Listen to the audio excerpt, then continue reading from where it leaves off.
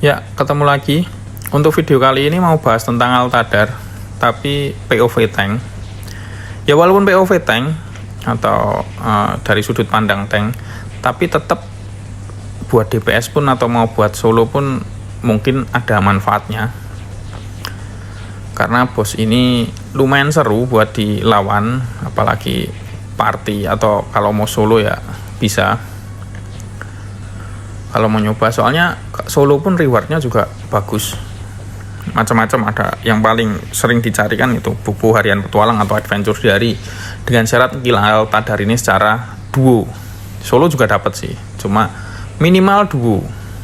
Terus di boss ini karena ya emang polanya susah ya, terus juga HP-nya berlapis-lapis dan nggak bisa di FK, jadi di boss ini tuh nggak ada yang mikir rank.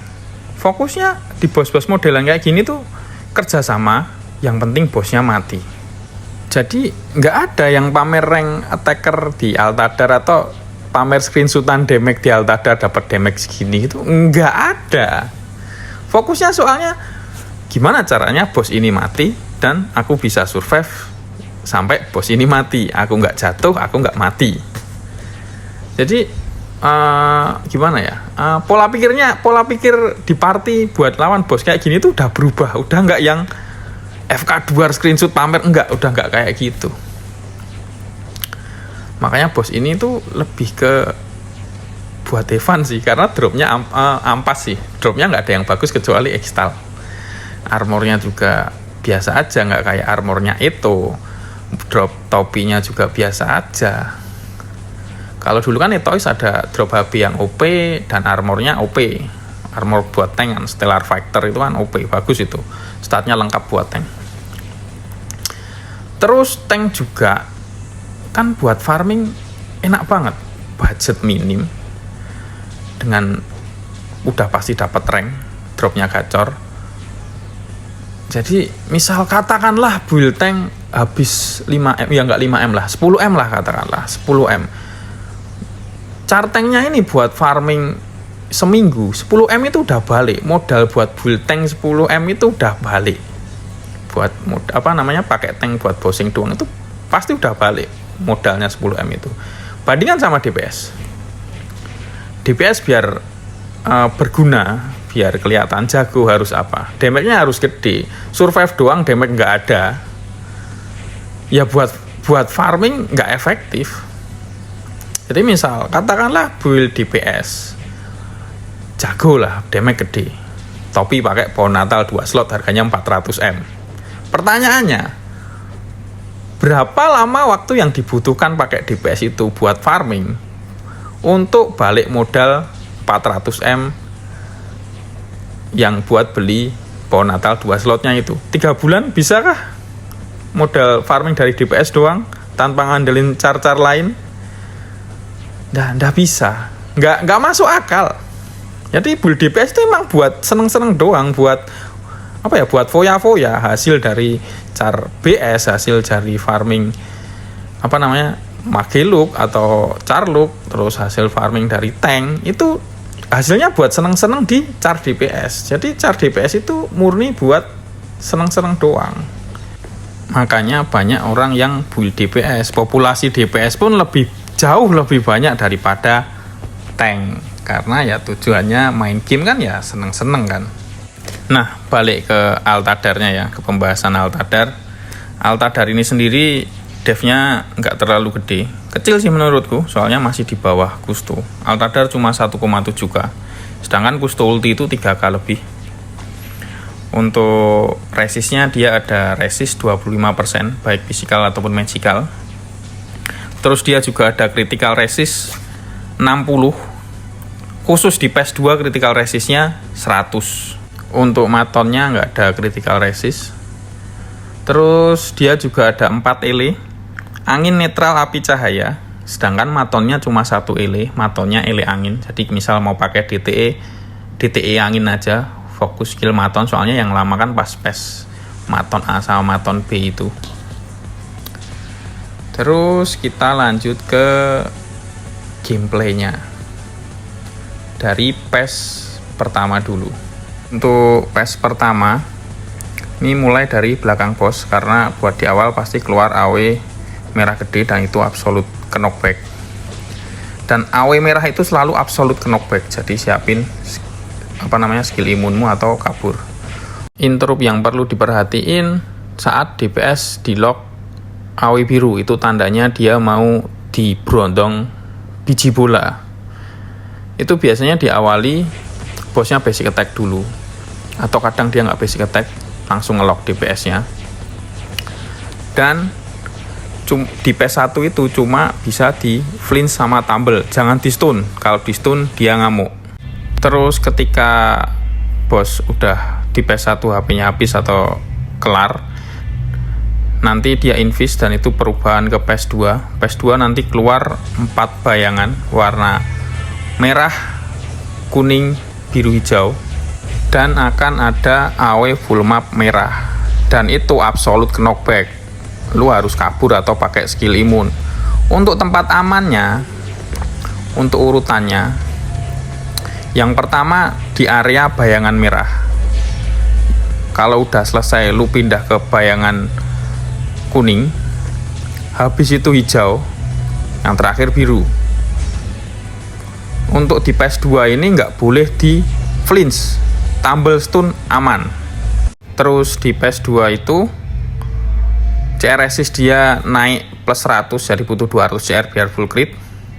Dan ele dia berubah jadi ele netral. Kalau PS1 kan ele angin, PS2 itu ele netral.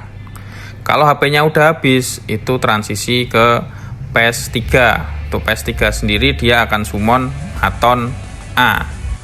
Untuk PS3 ini altadarnya berubah jadi ele api, sedangkan Maton A-nya itu ele angin. Untuk PS3 fokus altadar aja. Jaga-jaga dia mau nembakin bola ke DPS. Jadi di PS3 ini perhatiin kelakuan bosnya kalau sama DPS-mu. Soalnya kalau lu egois nggak mikirin itu, kalau DPS lu mati semua atau jatuh semua, ya kan ngulang. Apa mau lu kill sendiri kalau lu build pure tank?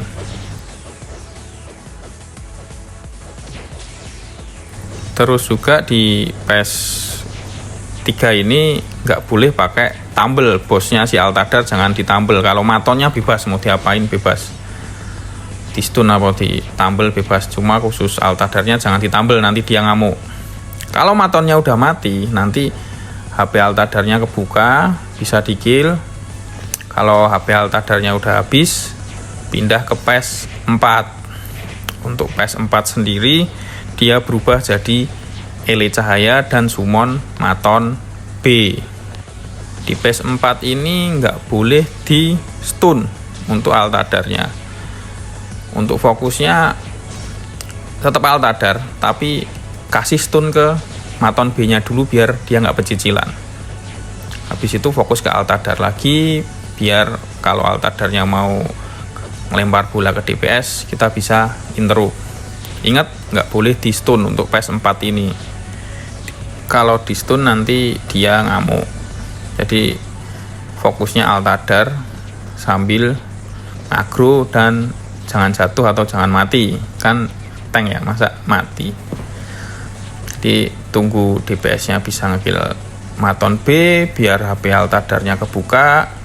Habis itu kill altadar. Kalau udah altadarnya mati, nanti pindah ke PS5. Untuk PS5 ini altadar berubah jadi ele netral. Untuk matonnya masih sama ya, dia ele ele angin terus. PS5 dia summon Maton A dan Maton B, jadi keroyokan bertiga. HP altadar tetap kekunci. Untuk ini masih tetap fokusnya altadar. Biar kalau dia ngelock bola ke DPS bisa kita selamatin.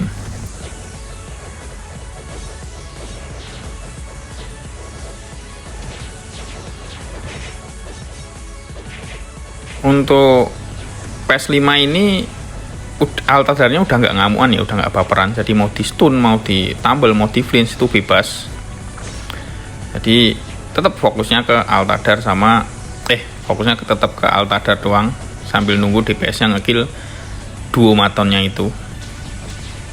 Kalau duo button udah mati, terus HP Altadarnya kebuka, bisa tigil DPS, lanjut ke PES 6 atau PES terakhir. Untuk PES terakhir sendiri, ini yang paling mengerikan karena AOE-nya banyak banget, terus cuma bisa ditambel sama defense. Ini dikhususkan buat kalau dia mau lempar bola ke DPS. Untuk PES ini sendiri, hati-hati sama laser dari bayangan yang merah. Ada bayangan merah yang ngelaser. Terus juga serudukannya Altadar ini itu nggak bisa dimakan mentah-mentah, harus pakai skill imun atau pari, karena itu instant death sih kalau pas posisi itu. Terus juga banyak absolute knockback dari AW-nya ini. Terus intro pas di last phase ini itu cooldownnya lama banget, jadi kayak cuma bisa 1 kali flinch, 1 kali tumble, sisanya survive sama ngagro. Kalau emang tankmu bukan tank Knuckle yang punya imun, bisa diatasi dengan lari-lari cari tempat yang aman, nggak ada AW-nya. Terus hati-hati sama laser karena itu ada absolute element, itu apa namanya, mana explosion. Aku sendiri tes pakai tank yang bukan apa namanya Knuckle, pakai tank Bogan pun juga aman karena udah lumayan paham patternnya. Yang pasti selalu ada tempat aman, dan hati-hati sama serudukan atau absolute knockback lainnya, karena nggak lucu udah last phase lu malah jatuh. Jadi pahami skill parry, pahami skill imun, pahami apa namanya pola bosnya. Jadi intinya bijak-bijaklah dalam main tank ataupun DPS. Oh iya, untuk yang terakhir ini aku kasih lihat gimana sih bapernya Altadar. Jadi di PES awal kan, PES pertama kan nggak boleh di stun ya, ini aku coba aku stun. Nanti lihat apa yang bakal terjadi. Langsung AW full map duri hijau dan ada ledakan mana. Itu yang bikin tim wipe out. Udah semua. Cukup sekian dari saya. Terima kasih.